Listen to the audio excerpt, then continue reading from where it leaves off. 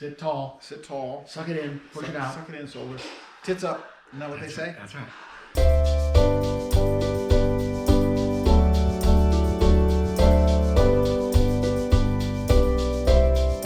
All right, welcome to our anniversary clip show special. Well, that's right. And he's Skinny Kitty. And I'm Musclehead Kev. That's right. And we're the Klar brothers. We can't even, we're so excited. We don't even remember who we are. That's right. Hi there, I'm Skinny Kitty. I'm Musclehead Kev. And we're the Klar brothers. Welcome to Brothers Bistro. And welcome to our anniversary clip show special. That's right. You know, this seems a little bit like deja vu. Well, we did this last year. Oh. And it's kind of, this is year number 2. Full 2 years we've been slaving away. Wow. I've been dragging you through the mud for 2 years. How's it feel? Yeah, well, I'm getting tired of getting drugged.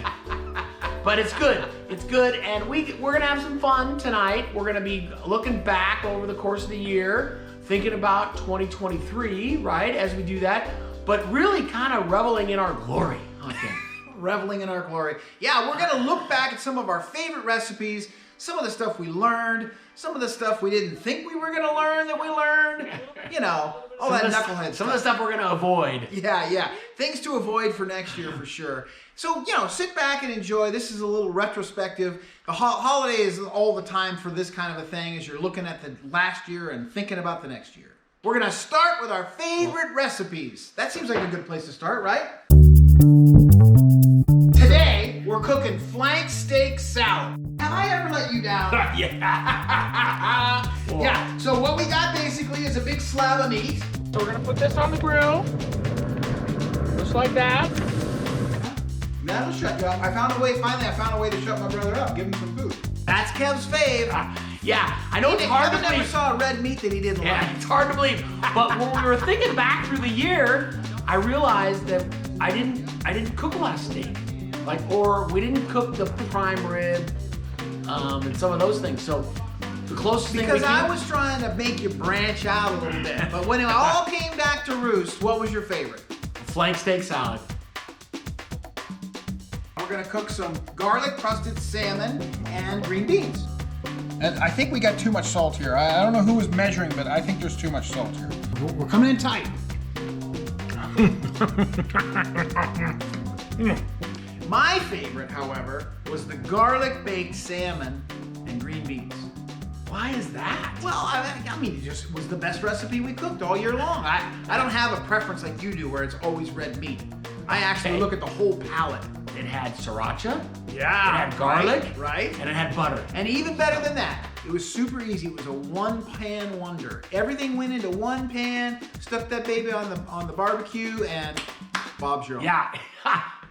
That's kind of like Bamgina. That's another good one. We'll talk about those later, right? Okay. Bob's your uncle. Well, Don't quit your day job. yeah, I already quit it. I already quit it. No, it's too late for That's that. in the rear view. Just like the jicama fries. Yeah, holy cow, those things were horrible. I mean, I guess they weren't horrible. Well, listen, right? let's go back and look at the whole episode. So the turkey burger was amazing. It was fine, but it was dead simple, right? You can't hardly screw up a turkey burger. We were trying something new with the jicama fries, right? Yeah, it was a pretty easy process, really. There wasn't much to it. It was a little Parmesan cheese. What I a meant little was olive we oil. were using the air fryer. What do you think? They still got a little crunch to them. They're a little crispy. But they were a little more al dente. If they were a little more soft. Yeah. But man, we put them in the microwave for 20 minutes. So listen, I think with a little experimentation, you could probably fine tune these jicama Could be fries, salvageable? and they would be amazing. You're saying it could be salvageable. I think they would be amazing. Maybe I if think- you didn't cook it, it would be better. I think the error is on us. I think No, the error is on him. So what we had next was, we got kind of these different segments that we're talking about. The recipes are kind of our main, calling card, right? We do these recipes, but then we do these hot bites, which are these things, kind of lessons that we've learned or maybe Cooking. It's mostly cooking Mostly lessons, food right? related, We yeah. do coaching clips, which are life lessons, yeah. and then hot bites, which are cooking lessons. It's kind of developed. You guys are right with us, man. We're developing this as we go. This is real-time learning. Yeah, absolutely. Yeah. You were learning with us. So what was your favorite hot bite? Well, so the favorite hot bite we had, I think, which was the most telling, was the garlic clove. I remember, thinking it's always such a pain. We typically, the Bistro Bros, what do?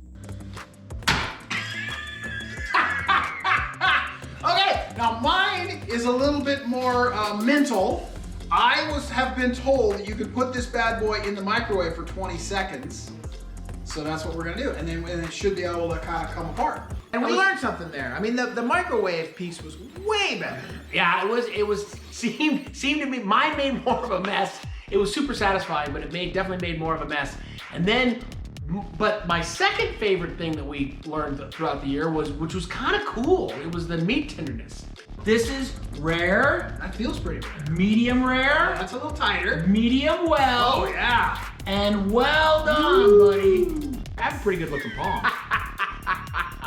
I wonder if that works for men as well as women. Oh yeah. Okay. Men have a few more calluses. Okay. Yeah, so we also did another quick one that's kind of both of our favorites in the sense that we learned something. We were surprised. We saw something on TikTok. I think it was TikTok. And it was omelet in a bag. Yeah. And we're gonna... But we don't put the stuff in it, huh? We will. Basically, you just put the egg in the bag and mix it up and put the other stuff in there with the seasoning and all the thing, and you put it in boiling water. I mean, it was, man, you can't get much simpler than that. 3 minutes or 4 minutes or something, boom, bam, it was done. And it was actually pretty tasty. It came out looking pretty good. I think the only risk that you run, the caution that we would tell everybody is you got to make sure all the stuff's cooked before it goes in there. Oh, right. The only thing that's getting cooked in that 3 or 4 minutes is the omelet, the egg itself. So why does it say crypto in the title? Well, it says crypto because we were trying to get people's attention, right? And because you invest in crypto every day, all day. But what you really should be investing in is yourself. That's right. So what we like to tell people is take a small portion of what you have or what you earn, like a 10%, and set it aside. And that way, when some opportunity comes up to invest in yourself or improve yourself or do some self-development, you can spend that money that you have set aside for that purpose. Yeah, and it doesn't feel like you've got to make a choice between something A or something B. You've already decided that money is there for you to invest in yourself. Monetary cost can be a big motivator, right? If you spend a lot of money for a training program, you're more likely to show up and you're more likely to be engaged. Yeah. And because sometimes if it's free, you devalue it. This is free. I don't need to go to that. Or I don't need to do that. Yeah. All right. We talked a little bit about investing in yourself. Now we're going to be talking a little bit about what? Well, this is what's going to guide your investments. So you're going to want to set goals for yourself. And this is what's going to help you decide when you see a training opportunity if it matches. Does it match up with your goals? Does it line up with what you want to achieve?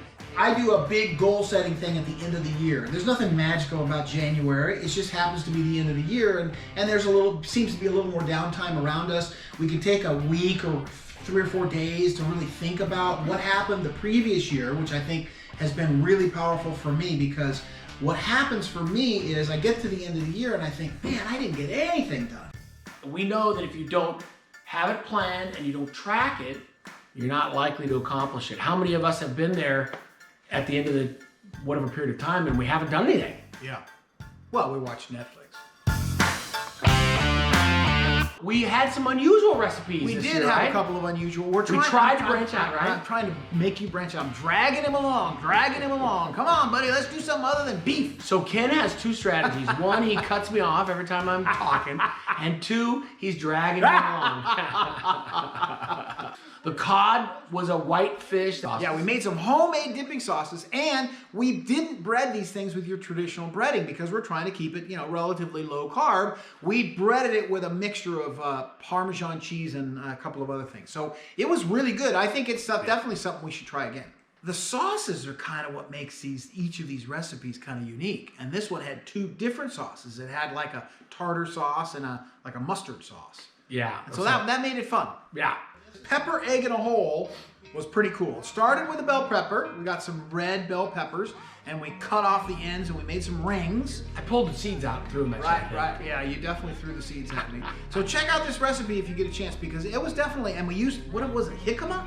Yeah. We grated it up. It had some cheese in it, lots more cheese in it, some more cheese on it. Yeah, it was definitely a good one, and tasty too. We must have cooked 25 different recipes with 25 or so other episodes that we had thrown in there, right? Lessons learned and all that stuff. But probably 23 of the 25 recipes had rice cauliflower. It's kind of our go-to for a veggie that's kind of a staple where you would normally have rice, or you would have potatoes, or you'd have something like that. Well, it A lot of times we use has that. become the thing that we use to replace any of the starch that you would normally find in a recipe. But Yeah. the challenge is, it doesn't have much flavor. Yeah, so the things that we picked up from this is, like Ken said, it doesn't have flavor, takes a little longer to cook, Yeah. and if you get the frozen, you don't necessarily need to add a bunch of water because you're just waiting for this water to boil off. So Yeah. just a couple of little tips. If you're a rice cauliflower person, you know, we talked about this a little bit too, is don't be careful of getting the seasoned type because they have extra calories and extra carbs and all kinds of things in them.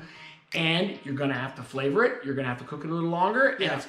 it's not gonna need a bunch of extra water because Yeah. you put water in it, you're just dumping it off or boiling it off. I think you got to be careful, and it's a learning thing because your stove is going to be a little different and all that. But you know, you want to be easy on the liquids that you add in because you know you're going to have to just boil them off. But you want to add some chicken broth probably as opposed to water, and you want to add something with flavor. You know, some spices. Yeah, we found. I think the most flavorful things we found was the chicken broth helped, and the rotel, which was that like a tomato, chopped up tomato makes sauce. like a Spanish rice kind of a thing. It worked out pretty we well. We also So- used some sriracha at one point to spice it up. Right. So I'd say any of those things you can do. It's going to help with it. Again, our point is it doesn't have a lot of flavor, so it only adds what you add into it. Yeah. We did some international travel last year, huh? We did a lot of international travel this last year, but the main ones that we did was we went to Paris. That was a big trip, right? 3 weeks we spent in Paris. Yeah. Remember where we went? Provence.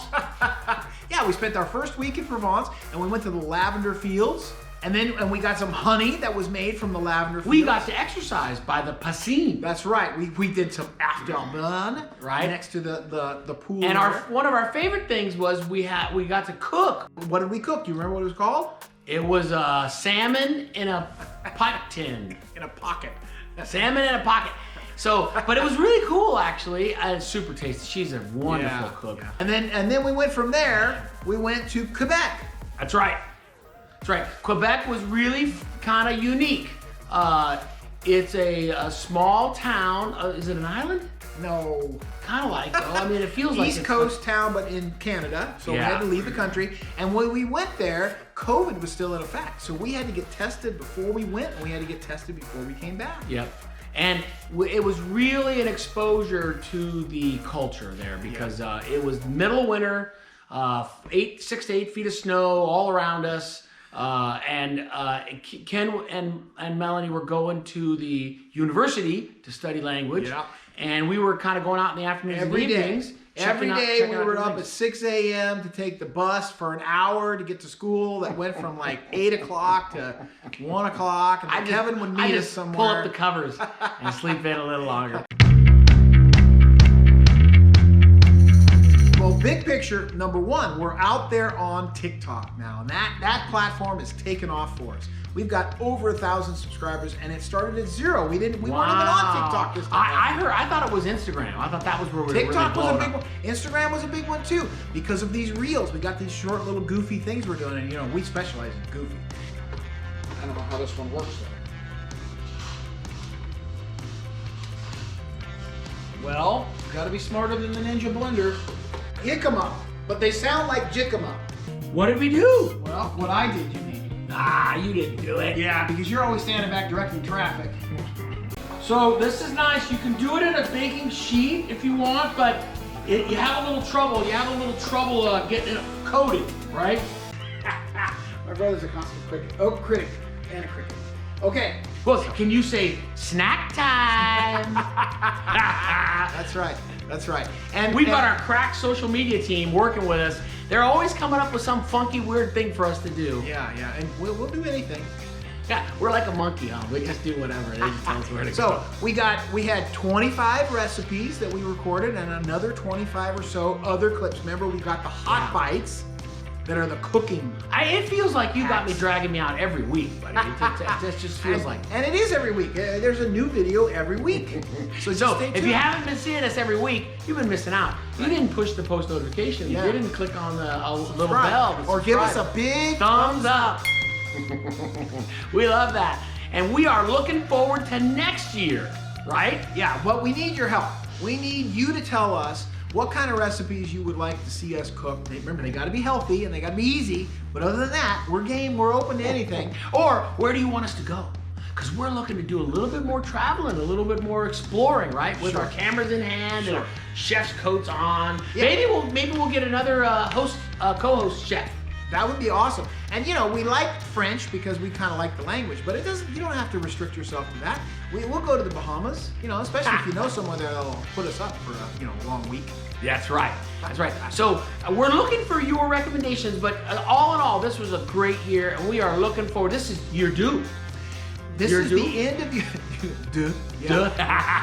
He's always correcting me. End of the second year, and we got at least one more year. We've told each other when we started this that we were going to keep doing it as long as it was fun. It's a little bit like a relationship, right? We look each other in the eyes and we say, "Are you still tolerating me? Are you still having a good time? Yeah. If you're still having a good time, you're still tolerating me. Then let's do it again. What do you think, Frank? Yeah, one more year. I'm game. right. I'm game. We're gonna do it one more year. Let's go. All right, with that, Brothers Bistro out.